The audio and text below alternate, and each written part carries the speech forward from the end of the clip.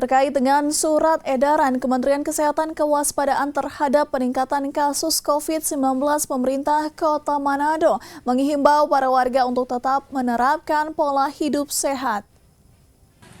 Kasus coronavirus atau COVID-19 dewasa ini mulai menunjukkan tren naik. Beberapa negara seperti Thailand, Singapura, Hong Kong, dan Malaysia sudah terjadi peningkatan tren infeksi. Terkait hal tersebut, Kementerian Kesehatan Republik Indonesia baru-baru ini telah mengeluarkan surat edaran tentang kewaspadaan peningkatan kasus COVID-19 di Indonesia.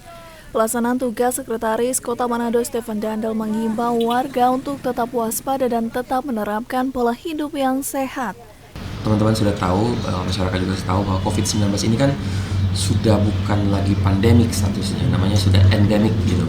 Jadi setiap saat, setiap waktu dia akan tetap terus beredar di masyarakat, dan dalam proses peredaran tersebut kemudian bisa saja kemudian terjadi mutasi. Nah, yang kita lagi pantau adalah apakah mutasi ini kemudian menyebabkan peningkatan fatalitas. Jadi apakah meningkatkan kematian orang akibat ini. Nah, itu yang kita waspadai.